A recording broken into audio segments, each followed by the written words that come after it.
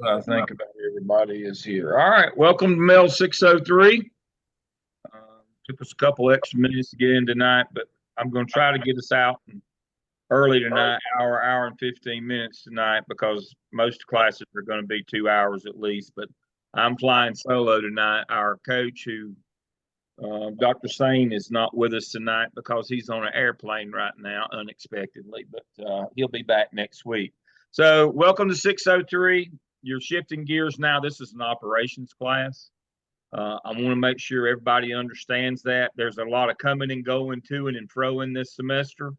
It's completely different than your experience in 601. 601 was driven by your evidences. We'll do two this semester, the OMA and the skip, but they don't drive this class. I'll cover the OMA tonight and turn you loose, and it'll be up to you.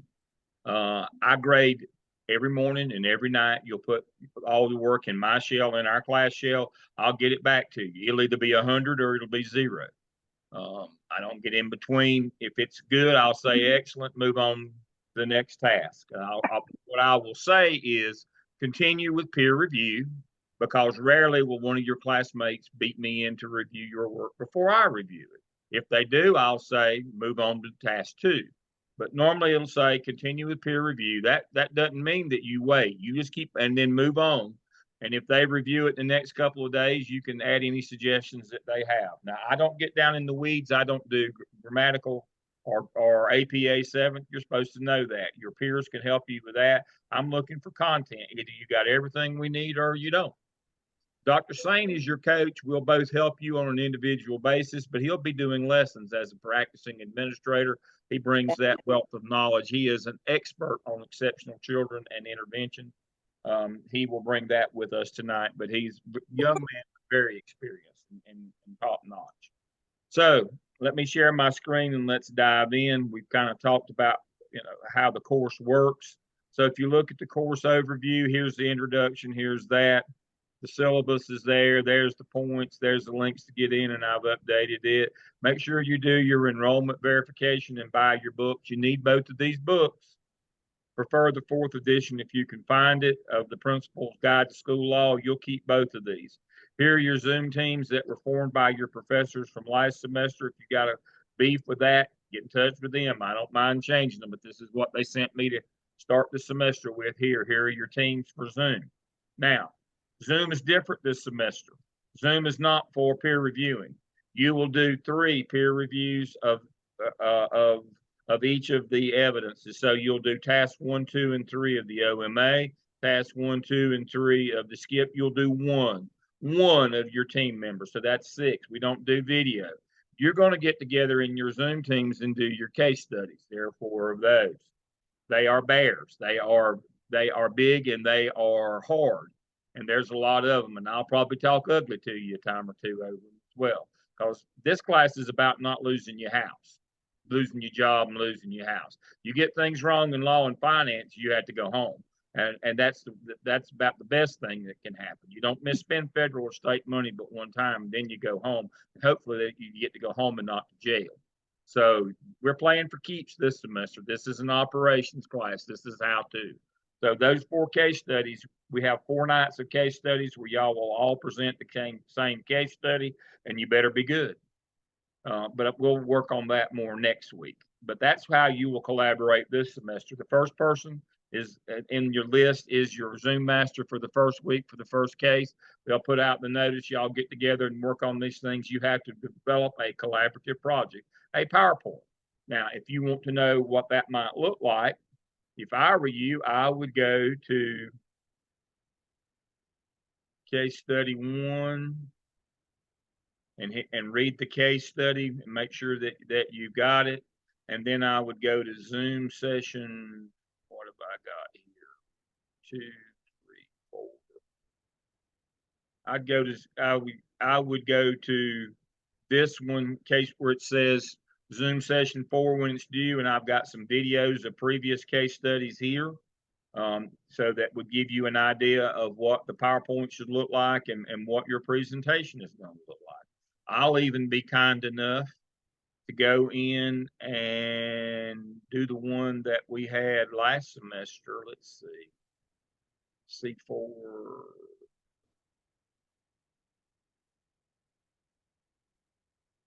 I'll even do the one. I'll even do the one from this spring. I'll be kind.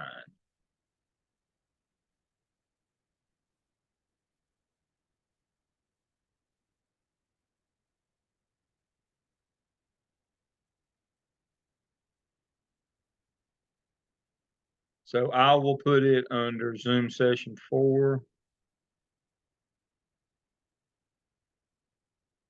the one from this spring with me and Dr. Singh. Now, I will say this, the group this spring was excellent. And we said kind things to them. Case study 1, spring 2023. And it went very well. But now, if it doesn't go well, unfortunately, you'll hear that as well. But if I were you, first thing that I would do before my first Zoom meeting, I would make sure that I had all my, that would be your assignment to look at this video and see how these people do, what their presentations look like, and what their, and so all of you come on that night and you will all have a part in your presentation. You can kind of see how they did it. That'd be the smart thing to do. So again, you got 4 case studies there on weeks 2, 4, 6, 2, what is it? Case study 4, 6, 8, and 10. Those are your nights. Dr. Sane and I will present on the other nights. That would be 1, 2, 3, 5, 7, and 9. We'll be doing presentations. So make sure you understand how important. I'm not saying the evidences aren't, but there's a lot more stuff to do this semester. They take, you know how to do those now. I got a question last night. When is turn in? Turn in Mels is always 9 o'clock on Sunday night. Now I won't send you an email on Monday morning. I figure you're grown, you'll get to it. But don't get too far behind, especially on peer reviewing.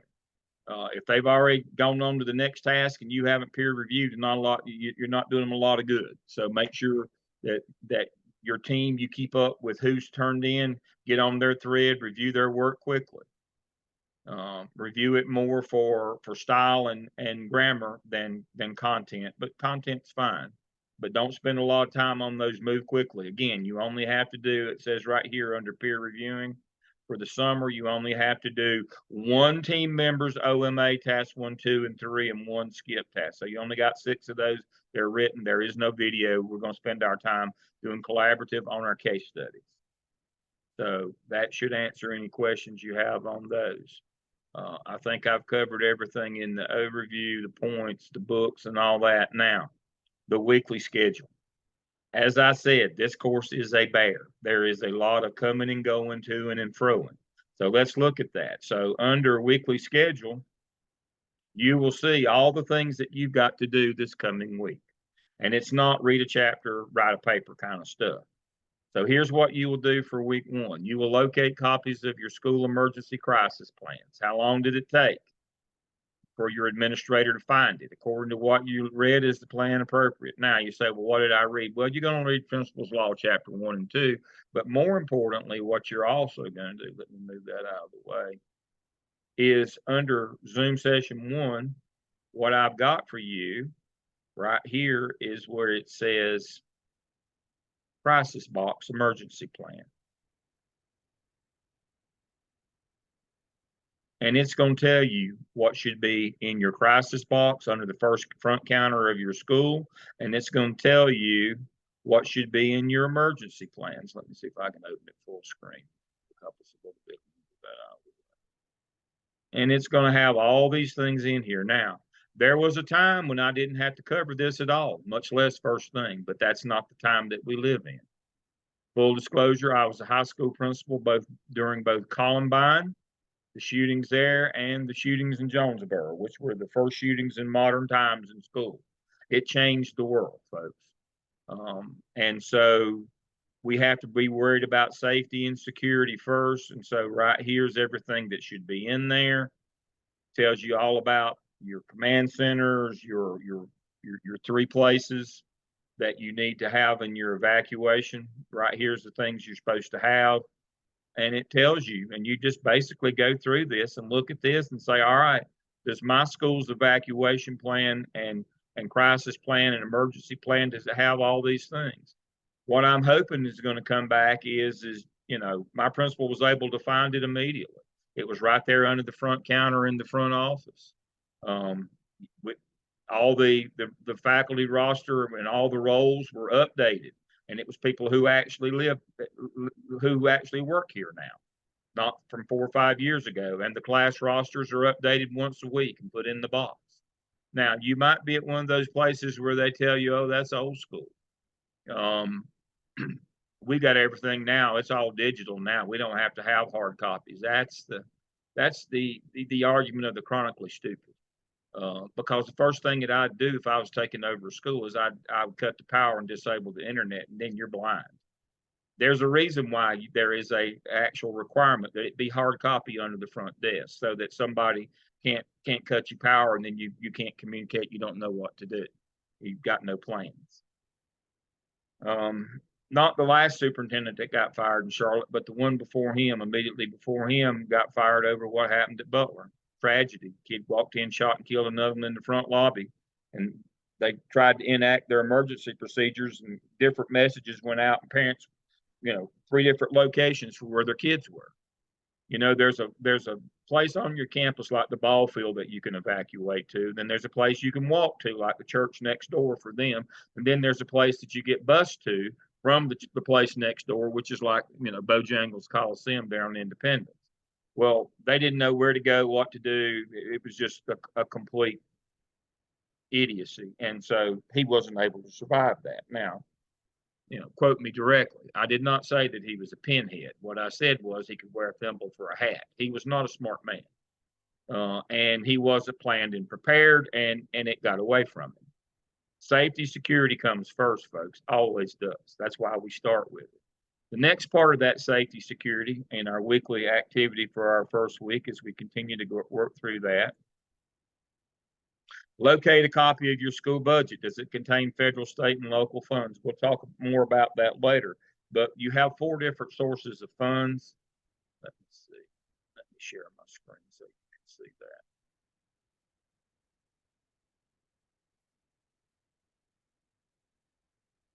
You got to know where your money is. And we'll talk more in depth about the 4 different funding streams.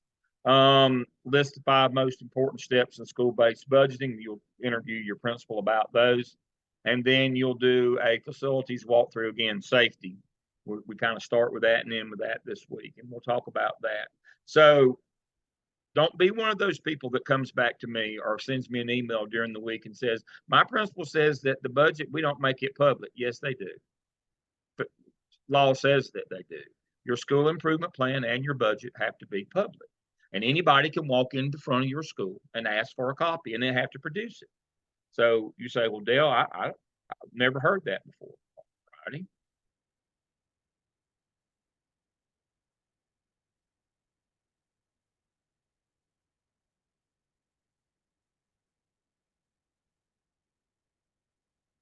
To make available school budgets and school improvement plans. I've got a link under Zoom session 1 to all the North Carolina general statutes. In South Carolina, they're called titles. They're the same. They just count them and number them different. There's 545 in North Carolina. 115C, they're all under 115C. 288 is duties and responsibilities of the school principal in North Carolina. You can read that on the screen. H, 115C, 288H. To make available school budgets and school improvement plans. The principal shall maintain a copy of the school's current budget and school improvement plan, including any amendments to the plan, and shall allow parents of children in the school and other interested persons to review and obtain such documents in accordance with Chapter 132 of the general statute. So don't come back to me and say, well, they said, then they're pulling your leg. The budget is available.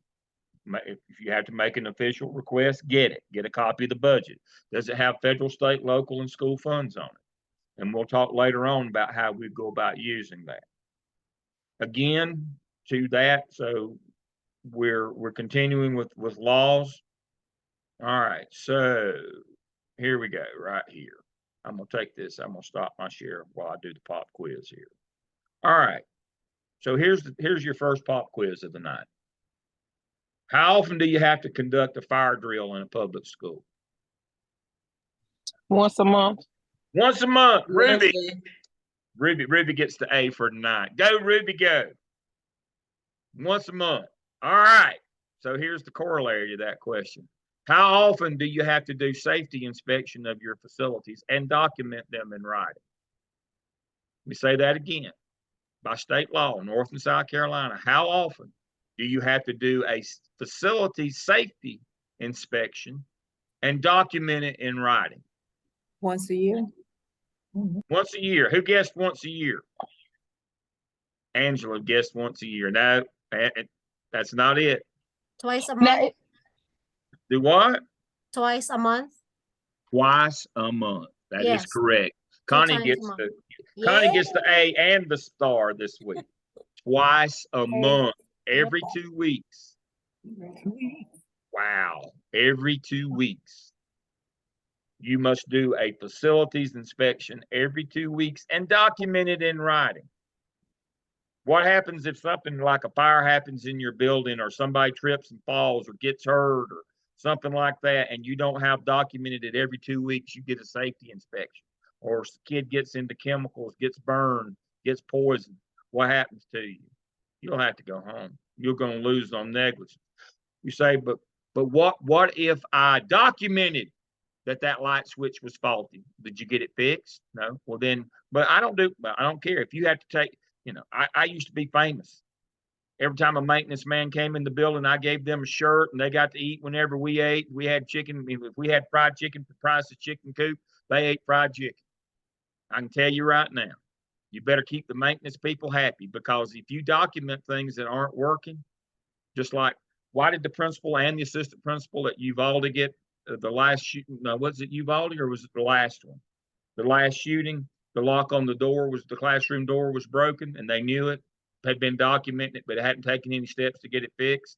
Number one, the outside door was propped open, and they just walked in, and they went to a room that the door was unlocked, and they went in and shot all the kids.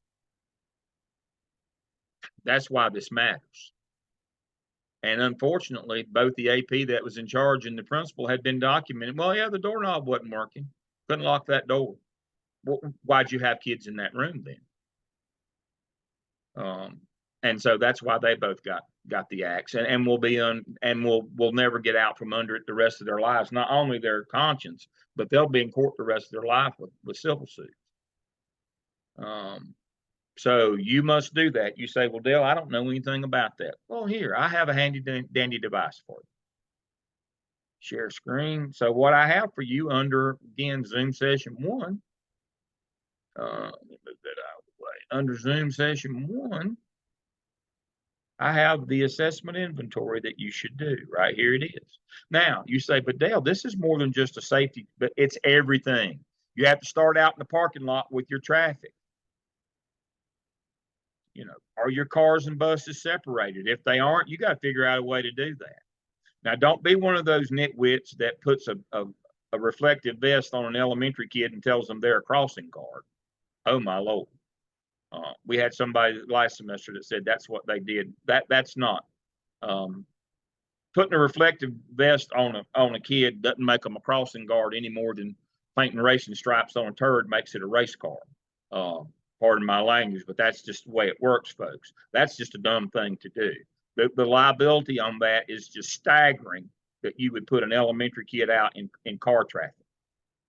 You got to figure out a way to separate those. It starts with those cars and buses. It goes inside the buildings, your electrical rooms, your chemical storage, lockers, chains. Do you prop doors open? I mean, this is what you got to do twice a month.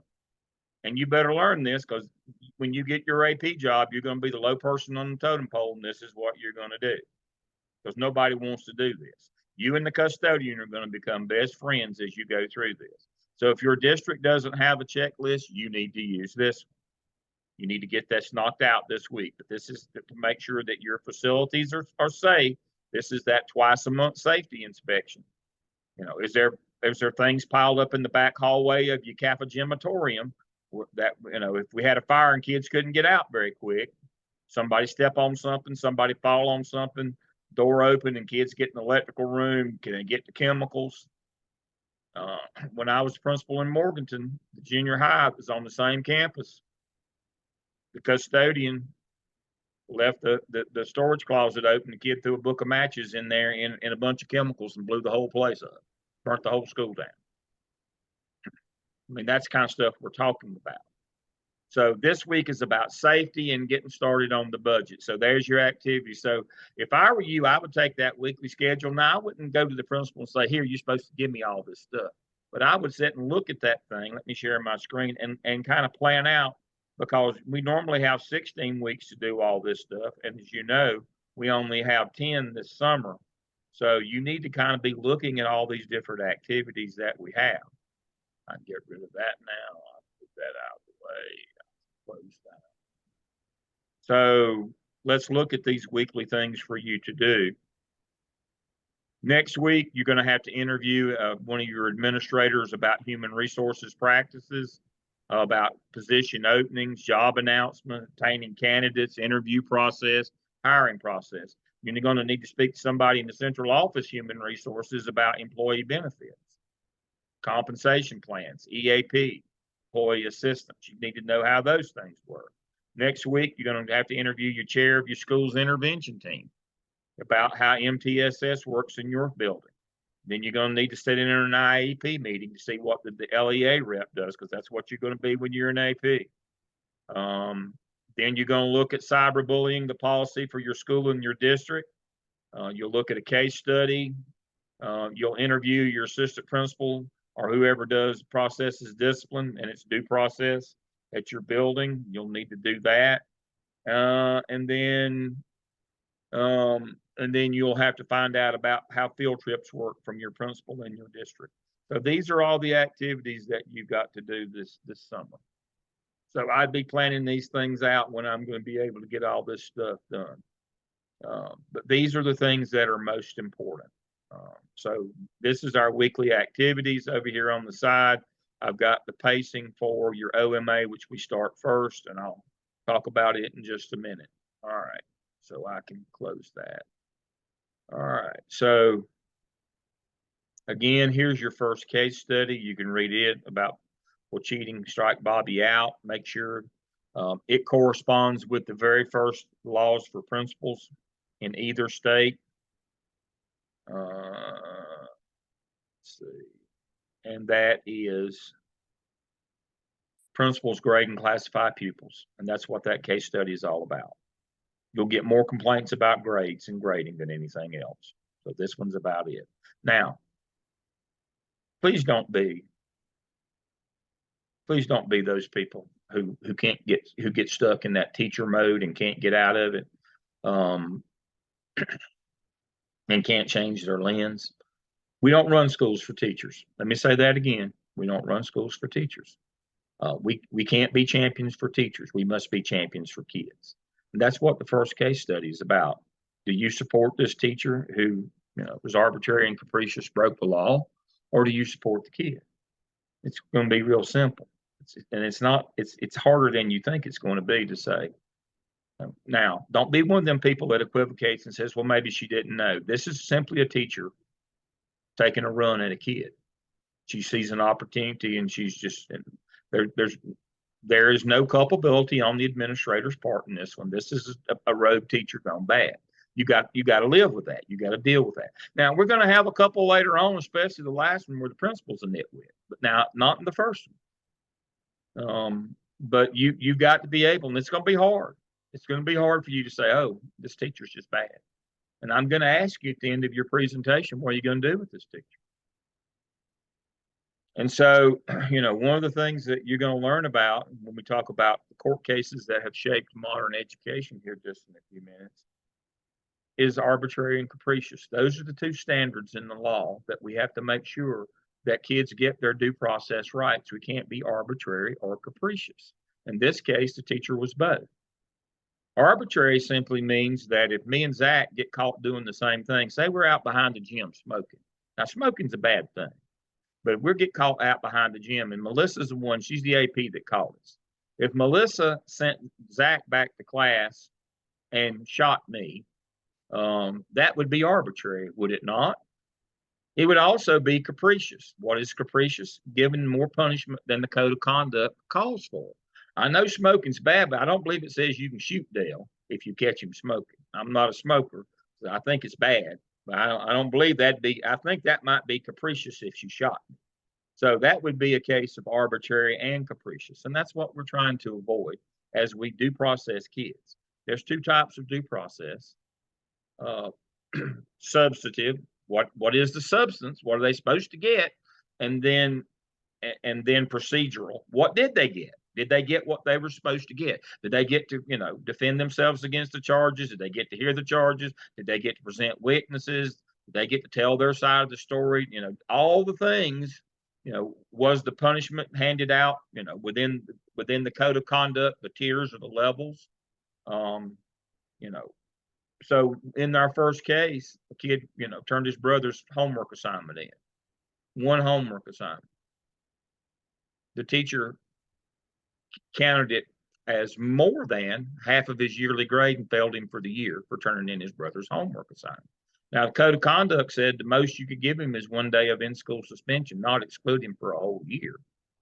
That would be the equivalent of shooting a kid for smoking. She did the worst thing that you can do to a kid is put him out for a whole year. That's the maximum you can do to any kid. Do you know if a kid brought a gun to school and shot it, you can still apply to come back after 1 year? And a kid turned in his brother's homework assignment and she put him out for a whole year, failed him for a whole year. That would be arbitrary and capricious. And so that's the kind of thing that we're talking about here. So you need to look at the lesson plan on the laws, what you're required to do as a principal in North or South Carolina. Let me go back and share my screen here. You need to make sure, and we're going to have all of ours are going to, everything we do that is going to, we're going to touch every piece of this summer, either through your weekly activities of our case studies. We're going to hit every one of these statutes this summer. That's our goal. And our last case study is going to cover everything that we've done. So this is kind of the guide to where we're headed. We're going to talk about what has to be reported to law enforcement. We're going to talk about discipline. Again, we're going to talk about grading. All these things improve instruction and community spirit. We're going to talk about exceptional children. All these things we're going to make sure that we cover. And every time we do a case study, by the way, make sure you see this. Every time we do a case study, you need to put it through the lens of the 4 ethical paradigms as well. Justice, care, critique, and profession. You need to make sure you put it through those lenses. Not only are we following the law, are we following ethical behavior? You say, but Dale, we don't have to do the ethical part. Well, yes, we do.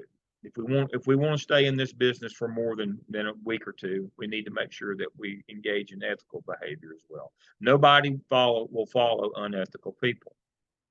Whether we call it the great resignation, quiet quitting, or whatever, what's going on across the country right now with people leaving their jobs? They're not leaving bad jobs. They're leaving bad leaders. They're leaving unethical people.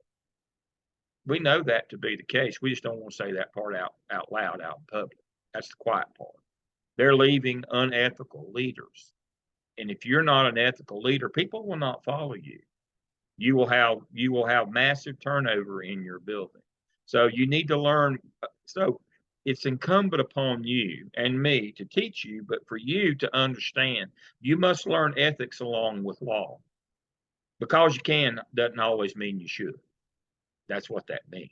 And so you need to put all these cases through the lens of ethical behavior as well as legal behavior.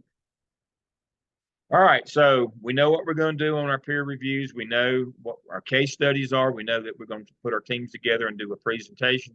We know what our weekly schedule is going to be in terms of those things. We know our turn-ins at 9 o'clock on Sunday. There is no late, any of that. If you don't make it on Sunday, I'll grade it if you turn it in on Monday or Tuesday. I grade every day, twice a day. Not a problem. Just don't get behind.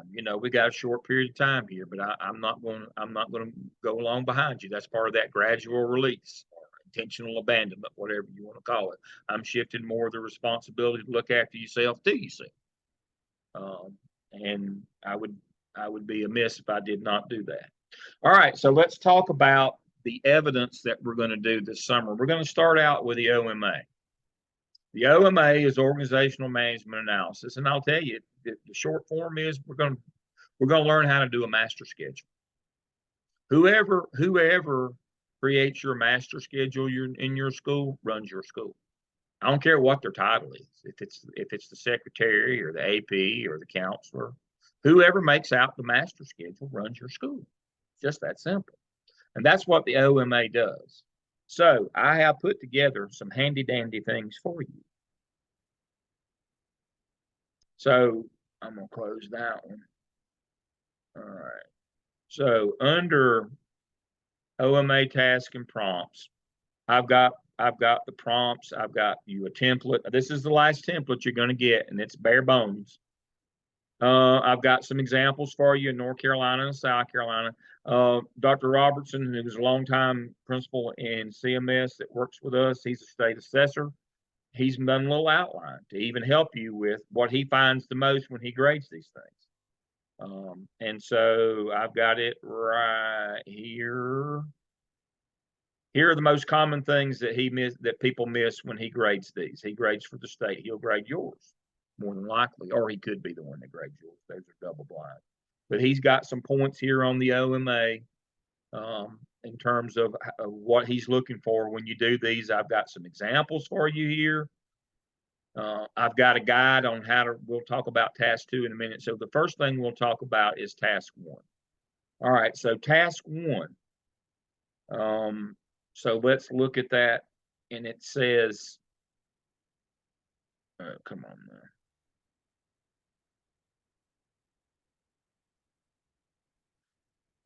The candidate will research and develop analysis of school context at the internal and external levels to include demographic information regarding students and staff and places this information within the state and national context. In addition, understanding of state and federal policy, critique of current structures and procedures. All right, so what does this mean? The only one that students miss on this one is the last one. You've got to describe your budgeting procedure, not your purchasing procedure, your budgeting procedure, and how much input your school improvement team has in developing your local budget. Because here is the master scheduling process. This is under OMA as well. The path to school improvement, move that out of the way, is your master schedule and your budget. Now, last semester, you worked on the APSEL and the APTEL, which are the heart of your school improvement plan. But you've got to align your schedule and your budget to fund and accommodate those things. It doesn't do any good to say reading is our priority on our school improvement plan, and then in your master schedule, you put all the extra time into math. Well, that's a duh. That's not very smart. Or we need this reading program, but we spend our school budget on new uniforms for the volleyball team. That's not very smart either. So your school budget and your master schedule are what support. They're the cornerstones that support that school improvement plan. So here are the things you're going to need for task 1, which mirrors the same things that you're going to need to schedule a school. Your report card, that's got your achievement, student achievement. It's got your discipline on it, your out of school suspension. It's got your teacher quality, all those things. I want to see it all. Your EVOS, or in South Carolina, your SLO report card, what teachers, how your teachers doing on growing kids, because that's going to determine what teachers we assign to what kids. Your school improvement plan, we got to know what your initiatives are. What do you want to work on? Your master schedule from last year, because this is going to be real important, because what we're going to do is either revise it or make a new one when we get to the end of this process. Your duty roster and supervision schedule, those are a function of your master schedule. Your duty roster is where people are assigned on supervision during the day: car duty, bus duty, lunch duty, hall duty. Supervision schedule is after school. That's that's the internal context. Your teacher working conditions survey, that tells you about your cultural piece, your climate. And then your latest accreditation report. Your latest accreditation report. Last semester, you wrote your school profile. What we're looking for in the accreditation report is that first section that puts your community in context. If you got that in your school profile last semester, then you don't need anything else. We want to know like the average income, the average education in your community, those kinds of things. That's what we're looking for. So as you look through what's required in task 1 of the OMA, everything that you need is right here on this list for task 1, other than what role the school improvement team plays in the budgeting process. Now, again, I can't say it enough. The budgeting process, not purchasing. But budgeting is not taking all your money and dividing it equally. Budgeting is setting up priorities. Where should those priorities come from? Your school improvement plan. It also helps you when the science department's mad that you didn't give them more money. Well, it's, you have this community group. You've got parents, you've got students, you've got teachers, community members on your school improvement team. It gives you some extra weight to say this is our priority. Now, some of you might come back and say, our principal makes it out, and our school improvement team never even sees the budget. Well, then you need to say that. They have no part in the process. But the likelihood of your master schedule supporting your school improvement plan is pretty low. The probability is pretty low if the school improvement team is not involved in that process. The budgeting process is deciding where we're going to put our money, not actually the accounting of it or the purchasing with it. It's how we're going to spend it. It's done up front. So this is what you need for task 1. As we go through, understanding that master schedule, your federal programs should come first. Then the state laws come second. Then your local board policies come third. Then best practices, which means who gets the best scores, and then teacher input comes last. Now I tell the story, I've told it 1,000 times. I visited a school, go halfway between Raleigh and Wilmington, you turn off on 42 and go across the state toward Topsail.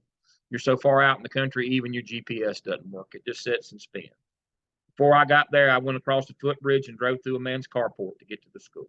I'm telling you, you couldn't find it with a helicopter. Now, that was important to the story in that when I got there, they were doing a Title I audit, and I had to wait an hour to see the principal.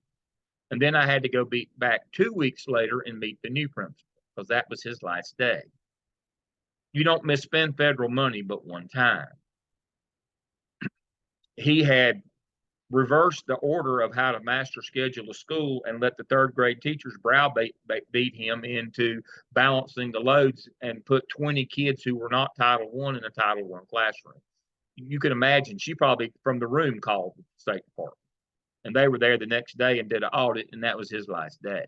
You don't misspend federal money but one time. So your federal programs got to come first. They're most restrictive. Generally, you don't see dollars except like in Title I, some money. You see those in position allotments, but you have to do what they say or it doesn't go well for you. Then your state laws come and then your local board.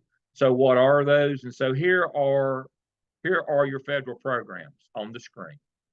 Exceptional Children, 504, Intervention Team, Referral Kids. All those are federal. They should be scheduled first. Title I, if you're a school or a program. Title I school means everybody can share in the Title I money. Program means only the Title I kids. The delineation is the percentage of free and reduced lunch. If you're 80% free and reduced lunch or above, you're a Title I school. If you're above 50 and below 80, you're a Title I program. Got to know that. Can't be putting non-Title I kids in a Title I room if you're not a Title I school. That's what happened when I went to Chincopan. English is second language. I don't care what you call it. All those acronyms, initials, letters, I don't care. Whatever it is, it's English is second language. Academically gifted and CTE. Those are your federal programs. You got to schedule those first. They are the most restricted. Then you got to follow your state laws second, which are things like class size limits, highly qualified teacher and teacher licensure, days, hours, minutes of instruction, planning time, duty-free time, and teacher work days. That's why you got to look at your duty roster and your supervision schedule because we have so much. They have to get planning time and duty-free time each day. And then we look at the local. The local decides things like whether you're going to run a block schedule, flex, an AB day, a traditional schedule, or mosaic, which is just school within a school. Hours of instruction in each of these: math, reading, science, social studies, language, arts.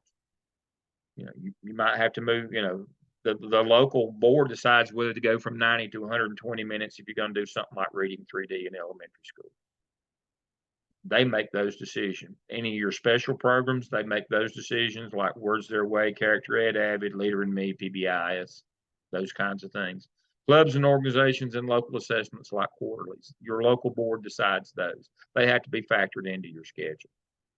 Then you look at your EVOS data. Who does the best job? I know you were with us last semester when Dr. Hamilton and Dr. Crawford showed you their EVOS and how they pick their teachers based on how they score. Now, that doesn't mean we're not going to try to grow them. What it means is we're going to pick the best ones that get the best scores, because scores matter. If they didn't, we wouldn't keep score. Again, I believe I told you last semester, if you're one of those people that think test scores don't matter, get out and get out now. This is not the business for you.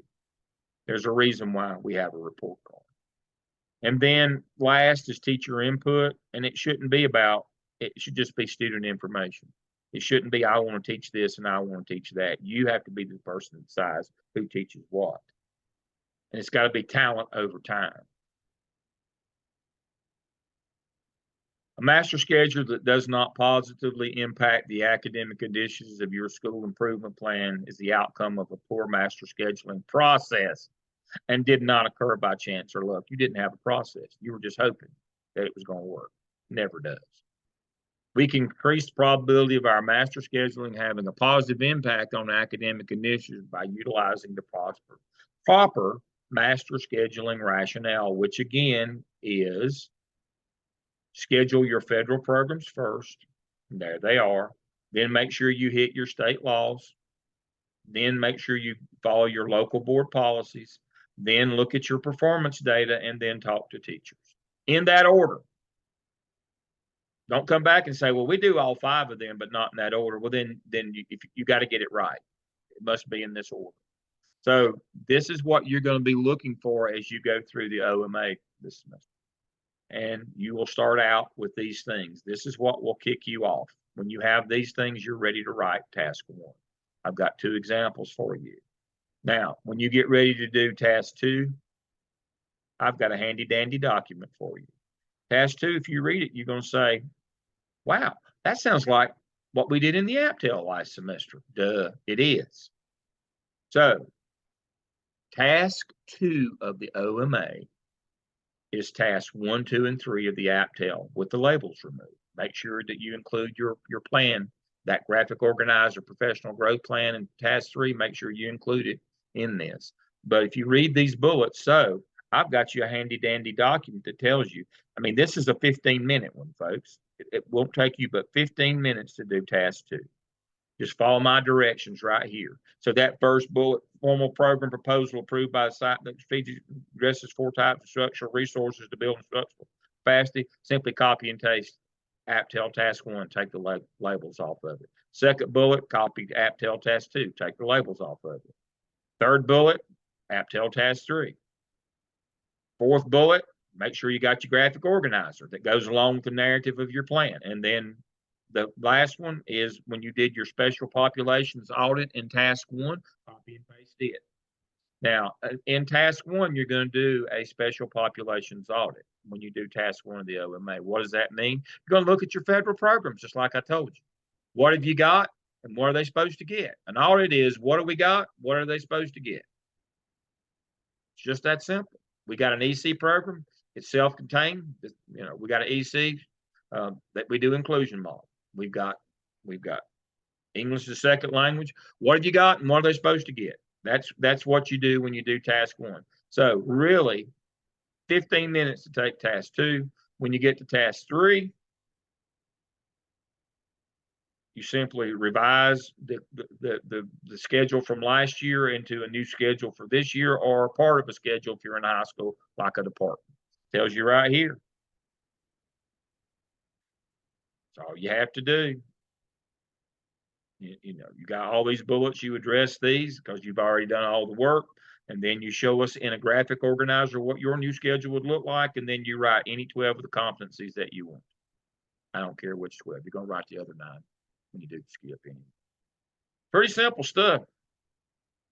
I mean, once you pull all this stuff together for task one, it pretty much writes itself. You'll have already written task two by then. Task three is just what are we going to do?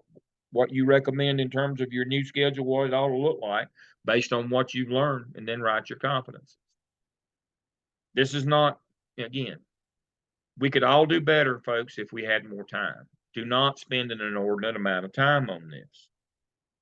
I had students last semester said to me, I made a 3.75. What can I do to make a 4.0? Nothing. It might, took you 10 hours to make the 3.75. It might take 40 more to get you to a 4. Now, I'm going to tell you right now, a lot of you are not going to make 4s because of task 3.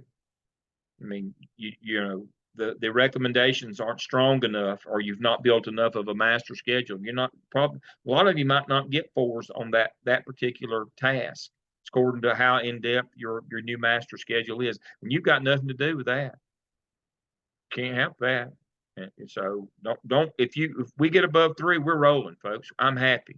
I think maybe 80% of our folks got 4s on the OMA in the spring, and I was tickle pink.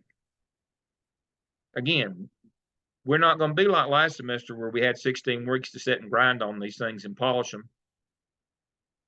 You got all those activities to do. You got all those case studies to do. You got to get out and learn how to run a school. Remember, I'm an operations person. I'm not the egghead. I'm not those people last semester, those smart and all those curriculum people. I'm married to one of them people. I just ask her. I've been married to a curriculum instruction specialist for 38 years. If I have a question about curriculum, I just ask her. She'll tell me. So I don't get bogged down in that stuff. This semester is about how you run a school and how you stay out of jail, not get caught up in that. Now, let's set the context of law and finance for public schools in the modern era. To do that, we need to look at the history of the court cases that have shaped where we are legally right now with law and with finance. So let's do that right quick. Let me share my screen. I'm keeping an eye on our time. I said I'm going to try to get. I can be a little overwhelming. I get that, and it won't be all me next time. So let's look at court cases. All right, modern schooling started in 1954 with the Brown versus Board of Education. That was in Topeka, Kansas. And they said separate's not equal. And out of that came the Civil Rights Act of 65. North Carolina integrated schools in 66. I was in school in 66 and remember it well. Yes, I'm that old. School consolidation followed when we started consolidating the old dual system of the African American system or black system and the white system came together. North Carolina got out of capital funding in 66 and made it the responsibility of the local school districts to pay for their buildings and the upkeep of those buildings, which led to a lawsuit some 30 years later, the Leandro lawsuit that we're going to cover in depth with your second case study. Where low wealth districts said, we can't afford school. We can't afford to put as much money to our kids, educating kids, because we're spending all our money keeping our buildings up. We need help. And of course, full disclosure, I was on the Leandro, I was on the plaintiff's side on the legal team. We lost. They did not change the funding formula in North Carolina. They did start the lottery, however, which has been no help. But that's how we got the education lottery in North and South Carolina was, as they said, we're not going to give 4 districts more of state money. I'll give them all the same per pupil. Back then it was 7,000. Now it's 8,000. We're going to give them 8,000 a year to educate kids. What we will do is help them with capital projects through the lottery. They said it'll just be billions of dollars. I got more money in my bank account than schools ever got from lotteries. I can tell you that right now. There's no money left over. But when that's kind of set the trajectory of modern schooling, when the state said, we're no longer going to pay for your buildings, you got to do that. It's made a lot of counties building poor. And that's why they can't put more into the education of the actual child. Now, let's understand, when the state gives you $8,000 a year to educate a child, they don't give you $8,000. They give it to you in 10 installments of $800, and they subtract your absenteeism. So if your average daily membership average daily attendance. It's 95% for your district. They take 5% of your money every month, and they pay after the month is over. That's why that 20-day report is so crucial in your districts. The school district has to estimate how many teachers they need, and they have to pay for them that first month. And if they, whatever that is, the state reimburses them that first of those 10 monthly installments of $800 per pupil minus absenteeism. And so you've got to understand that's how it works. And most of that money is salaries for teachers, and that's why at the 20 days, if you didn't make it, teachers have to go home. And the district doesn't recoup that money from the state. They have to eat that money that they lost if they project too many teachers. But the state only pays you, the modified accrual accounting system only pays after the fact. They don't pay you up front. You spend your money, if you spend it correctly, they reimburse it. Again, if you didn't spend it correctly, they don't give it back. And if you spend theirs wrong, they make you reimburse. You have to revert money back to them. So you got to understand that. Also, during that period of time, as a result of Brown, we had the Elementary and Secondary Act of '65, which gave us Titles 1 through 9. Title I is try to help low wealth kids with reading and math. Title IX is gender equity and all the titles in between. That's what came out of the Brown case in '54. Tinker versus Des Moines in '69 is most relevant to us because that says kids get due process rights. And that's what we have to be worried about when we do discipline, is making sure that they did. That was a Vietnam War case. Kids protested, but until then. So the majority of my school career, I didn't have any rights. They could just jerk us up at random and beat the snot out of us. That's just kind of the way it worked back then. But in '69, we got rights. I was about out the door by then, but I appreciated it just the same. Swan in '71. Charlotte case was a national case for busing. It said you got to integrate schools. 72, Title IX, 1 through 9 were reaffirmed after multiple lawsuits. 74 changed the trajectory of school forever. It said that handicapped kids can come to school, special ed. Until that time, they could not. I didn't go to school with exceptional children.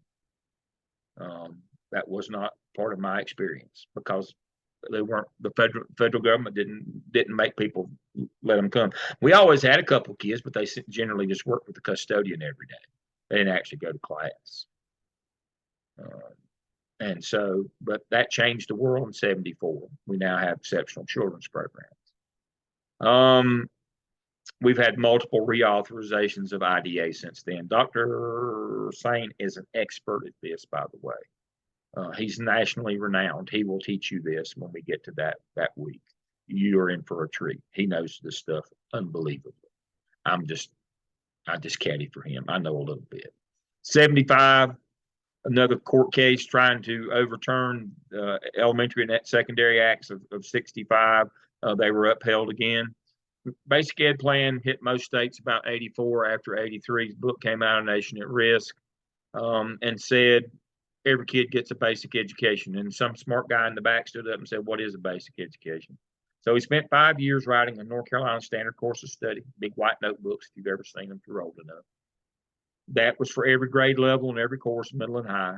And then some smart guy in '89 stood up in the back and said, how do we know they're getting that? So that's when we started accountability in '89, performance-based accountability. I was an elementary school principal. It became the state ABCs. And that's how we got that. As I said, Leandro, 30 years ago. But unfortunately, in Leandro, no change in the state funding formula. 30 years after the state basically got out of funding schools, finally somebody said, this is not working for poor places. We can't afford to educate kids and keep buildings up. But unfortunately, we still have flat grant funding in North Carolina. And the lottery has been zero help in changing any of that. The Capuchon lawsuit in 2001 stopped the Swan decision in Charlotte. Again, national case. We no longer bus for integration, so schools have resegregated. They said it would take a generation. It took about 15 minutes for schools to resegregate. I was in CMS at the time, the central office. No Child Left Behind. said you can't have low performing academically and you can't have persistently dangerous. Said you had to have a retention program for teachers, and that's Teacher Working Conditions Survey in North Carolina, the Parent Teacher Survey in South Carolina. That is the initiative for teacher retention that's required under federal law. Persistently dangerous is violent acts. We will go over that on the discipline night. You have to, if you have too many of those, you lose your job, same as if your school is low performing. We started value added in 2010. That's where EVOS is. That's really changed things. And then voucher charter school expansion in 2014. This is what has shaped public education. We'll have a case study or a weekly activity that touches on each one of these. Because this is why we do what we do operationally. You need to have some background as to why do we do this, or why don't we do that, or why can't we do this or that? Well, these are the reasons why right here on the screen. In conjunction with that, I've pulled out all the budget laws separately for you from the general statutes in North Carolina. And I have all the things about how you have to handle money and do requisitions and purchase orders and all that, and how, you know, on the local level, you can't keep money overnight, and all about fundraising and all those things. So here these are. We'll cover those more in depth next week. But that sets the context for school in terms of law and finance. That's what this course is about. Law and finance, not losing your job and losing your house. You know, you've heard that probably the whole time you've been in public education. You've heard, you know, nothing gets you fired faster than, you know, misspending the money or breaking laws. And that's true. Nobody can give you permission to break the law. And so your district can't support you if you've broken the law or if you've misspent money. And again, you don't misspend federal or state money but once, and you have to go home. And it's not easy. And keeping up with all these laws, making sure that kids get due process, that you've done all this stuff. This is the how-to course. This is how you survive this. This is how at the end of the day you go home and you've got a home to go to. That you have long and successful careers in this business. That's what this course is about. You know, and so each of our case studies and each of our weekly activity is directly related to one of those statutes. Principal must do this, or this law that says you have to do this or not do that. That's what this course is all related to. And again, the central theme of this is whoever makes the master schedule runs the school. Because that's where all your academic initiatives come together. Remember, what they do at Jones Sausage, they make sausage. What do we do in school? We teach kids. You know, it's all about academic achievement. Everything has to be in that context. Even operations knuckleheads like me understand it's all about student achievement. But we have to do it in a legal, ethical way to get people to follow us. Did I take more than one breath? I don't think I did during that time. Did pretty good. Made it in an hour. Again, hopefully it won't be this bad, but at least it's not 2 hours tonight. So the first night I kind of, you know, we won't take all your hide off the first night. So just an hour tonight. Now, plan on 2 hours every week though, especially on the night that y'all present. I'm going to check the chat and see if I've missed anything. Budget laws are the same in South Carolina. They just organize them differently. They're pretty much the same in all states. But yes, that's good. Yeah, about handling money, how it's they have a flat grant as well. They have a lottery as well. Everything, North and South Carolina kind of mirror one another in terms of how they're set up financially and how they allot money. And of course, federal programs are the same in every state. So yes, North and South Carolina. Now, Virginia's a little different and Georgia's a little different, but North and South Carolina are just two sides of the same coin. Nothing's different there. All right, questions you have for me? We'll do a little meet and greet next week as well. We'll do that. We'll make sure that give you time to greet. I just want to make sure we got everything covered this week. You got everything out of the way. You know what you're doing. You see how the course is organized. You get the totality of the monumental task this summer. I'm not going to pull your leg and tell you it's going to be quick and easy. It's going to be tough. There's a lot of stuff to do. But again, don't spend all your time on the evidences. Will there be any Qualtrics surveys? No, unless you want to do one, and then I'll help you if you want to do a Qualtrics survey. You learned that last semester. You won't need that again probably till next semester. We really don't have time to do that. That's why I wanted to squeeze it in last semester. I shoehorned it in last semester because I tell you, it's a killer to try to do that this semester too. Again, we're trying to, not that our evidences aren't important, but we're trying to take them from 90% of the class to 10% of the class, because this other stuff is really important. And you'll really dig in. And I'll tell you another secret about this semester. This is when you can really get to know your administrators, because you got to do a lot of stuff with them. They get to know you. This is a good audition for job interviews, even if not your school, but for your principal to get to know you. And they can see what all the stuff that you're doing. Because this is day-to-day stuff like they're involved in. All right. Anybody else? Anything? Y'all are a quiet bunch. I'm not going to do like first 10th grade homeroom I had. They didn't make a peep about the first 2 days of the week. About the third day, I said, it's all right for y'all to talk. I never got another word in edgewise the whole year. Dr. So, Lane, don't be that way. Yes. the link that you sent in our email, is that the link we're going to use for the entire summer? Yeah, I've already changed it in the shell. I've already changed it. I don't Thank know how I did that. That was operator error on my part. I'm quite sure. So I went back. Let me share the screen. So I went back to our shell and I updated under course overview. Come on now. So you will now notice that this one, 56, matches this one, 56. So I have updated the link.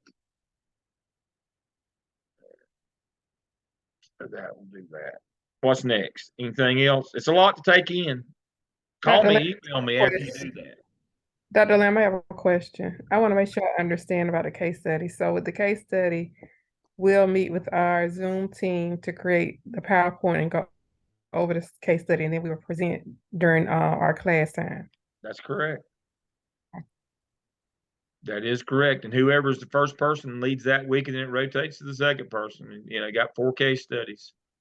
Okay. And so, you know, so you want to make sure that in weeks 4, 6, 8, and 10 that you're with us, and that all your folks can come and present and do their part. And that now, remembering when you, and I will talk more about this later, but you know, you got to turn your group presentation. Everybody's got to turn that in. You can't say, well, did somebody turn it in for our group? No, everybody's got to turn it in. And then you'll do a half-page reflection of the process. Now, in that half page, you can tell me anything you want to, what you learned from doing this, or how you group worked, or whatever. It does not go into discussion board. It comes into assignment Dropbox straight to me. I'm the only one that reads it. So if, you know, if Connie and Ruby don't get along, Ruby might tell on Connie. I need to know those kinds of things. And if Kathleen didn't keep up her end, if she didn't show up or didn't read the case before she got there, then Zach will tell on her. And so that's the kind of stuff you can say. Our group worked great, everything was fine, everybody showed up prepared, or you can say, you know, a couple of our people showed up. They did show up. They didn't bother to read the case, so they weren't of any value. Or they wanted to argue and be argumentative or whatever. That's the kind of stuff I want to hear. The next level is being able to lead a team collaboratively to produce a product. That's the next step in your development. If you can do that, you can lead a school. There's a lot of that now. I mean, surely principals aren't trying to show up at every PLC now. A lot of them are trying to do a lot more virtual things. And the central office is doing a lot more virtual things as well with principals. And other than just coming online and watching like y'all have tonight, where you actually collaborate. So it's very important, but I need to know how it goes. If it's not going well, I need to know it's not going well. All right, what's next? I actually have a question too. When we turn in the discussion board stuff for the activities, do you want that just in the body of a thread, or do you want an actual like Word document with our responses in it? whatever's the quickest. I'm easy, easy, easy. If you can do it, if you're one of those people who can do it in a Word document and need to do it that way, or if you can just type right in the box, I don't care. You know, I can read it either way, and it doesn't matter to me. But Kathleen, one of the things you're going to learn this semester is administrators have to learn what hacks or shortcuts, whatever's the fastest. Otherwise, you're never going to have a personal life. You're going to have to learn how to do stuff really quickly. And you might know that already. But if you can get it to me, I don't care. You know, I don't care if you carve it on tablet. If you can get it to me, I'm happy. Whatever is the fastest for you. I need, you need to start learning how you work best. That's a big part of this too. I mean, they told you everything to do last semester. I won't. Now, they were kinder than I am, though. If it's bad, I'll tell you it's bad. I'll try not to make fun of you too much, but I'll tell you if it's bad. But again, this is for you to find your sea legs as an administrator. You know, what's important to you, where you spend your time, what you got to work your time management on. You know, this is the most fun you're ever going to have, though. I'm going to tell you right now. You're going to learn a lot, but you're going to have a lot of fun. I'm going to let you have whatever boundaries you need. I don't put dates or turn-ins or lates or any of that. You got to find your stride. And if you can do that, you're 90% of the way there. If you can find your stride. That's a great question, though, Kathleen. Thank you for that. All right. We made it by 7:15, just like I said we would. Amazing. It's almost like I do this for a living. I will see you next Wednesday. Get started on those activities. I've had the time of my life. I've never felt this way before. I swear it's the truth, and I owe it all to you. If you know where that movie's from, what movie that's from next week, you get extra credit.